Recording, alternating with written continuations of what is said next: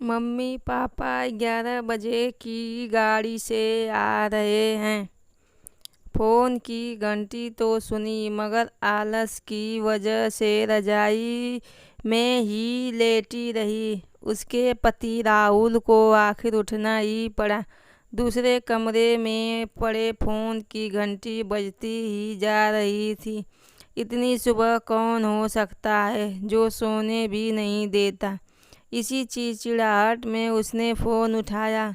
Hello, कौन? तभी दूसरी तरफ से आवाज़ सुनी। सारी नींद खुल गई। नमस्ते पापा।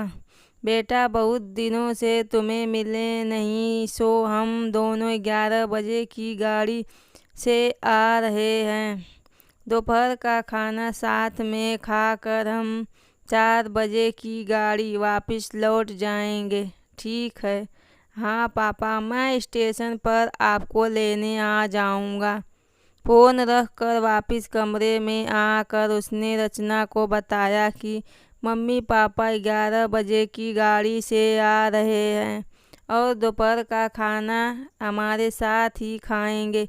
रजाई में घुसी रचना का पारा एकदम 7वें आसमान पर चढ़ गया। कोई इतवार को भी सोने नहीं देता। अब सबके लिए खाना बनाओ, पूरी नौकरानी बना दिया है। गुस्से से उठी और बाथरूम में घुसी गई। राहुल हक्का बक्का हो उसे देखता ही रह गया। जब वो बाहर आई तो राहुल ने पूछा, क्या बनाओगी? गुस्से से भरी रचना ने तुनक के जवाब दिया, अपने को तल के खिला दूंगी। राहुल चुप रहा और मुस्कुराता हुआ तैयार होने गया स्टेशन जो जाना था। थोड़ी देर बाद गुस्सैल रचना को बोलकर वो मम्मी पापा को लेने स्टेशन जा रहा है। वो घर से निकल गया। रचना गुस्से में बड़बड़ाते हुए खाना बना रही थी। दाल सब्जी में नमक मसाले ठीक हैं या नहीं की परवाह किए बिना बस अकड़छी चलाए जा रही थी। कच्चा पक्का या बना बेसन से पराठे तलने लगी तो कोई कच्चा तो कोई जला हुआ। आखिर उसने सब कुछ खत्म किया। नहाने चली गई। नहा के निकली और तैयार हो सोफे पर बैठ मैगजीन के पन्ने पलटने लगी। उसके मन में तो बस यह चल रहा था कि सारा संडे खराब कर दिया। बस अब तो आएँ खाएं और वापस जाएं। थोड़ी देर में घर की घंटी बजी तो बड़े बेमन से उठी और दरवाज़ा खोला। दरवाज़ा खुलते ही उसकी आंखें हैरानी से फटी की फटी रह गई और मुंह से एक शब्द भी नहीं निकल सका। सामने राहुल के नहीं, उसके अपने मम्मी पापा खड़े थे जिन्हें राहुल स्टेशन से लाया था। मम्मी ने आगे बढ़कर उसे झिझोरा और अरे क्या हुआ, इतनी हैरान परेशान क्यों लग रही है? क्या राहुल ने बताया नहीं कि हम आ रहे हैं? जैसे मानो रचना की नींद टूटी हो। नहीं मम्मी, उन्होंने तो बताया था, पर रर रर चलो आप अंदर तो आओ। राहुल तो अपनी मुस्कुराहट रोक नहीं पा रहा था। कुछ देर इधर उधर की बातें करने में बीत गया।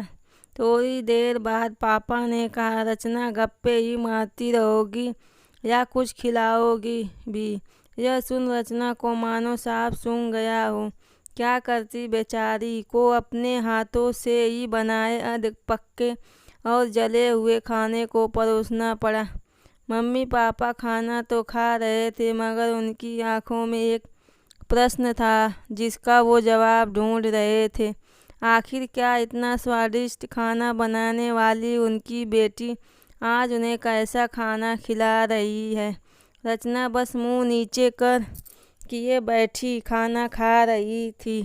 मम्मी पापा से आंख मिलाने की उसकी हिम्मत नहीं हो पा रही थी। खाना खत्म कर सब ड्राइंग रूम में आ बैठे। राहुल कुछ काम से अभी आता हूँ कहकर थोड़ी देर के लिए बाहर निकल गया।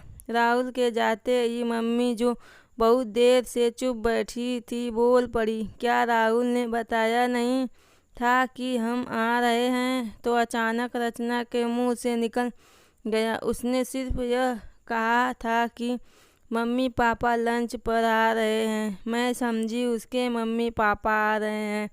फिर क्या था? रचना की मम्मी को समझते देर नहीं लगी कि ये मामला बहुत दुखी मन उन्होंने रचना को समझाया, बेटी हम हो या उसके मम्मी पापा, तुम्हें तो बराबर का सम्मान करना चाहिए। मम्मी पापा क्या कोई भी घर आए तो खुशी खुशी अपनी हैसियत के मुताबिक उसकी सेवा करो। बेटी जितना किसी को सम्मान दोगे उतना ही तुम्हें ही प्यार और इज्जत मिलेगी। जैसे राहुल हमारी इज्जत करता है उसी तरह तुम्हें भी उसके माता पिता और संबंधियों की इज्जत करनी चाहिए। रिश्ता कोई भी हो, हमारा या उसका, कभी फर्क नहीं करना। रचना की आंखों में आंसू आ गए और अपने को शर्मिंदा महसूस कर उसने मम्मी को वचन दिया कि आज के बाद फिर ऐसा कभी नहीं होगा। Please subscribe my channel, please subscribe my channel, please subscribe my channel.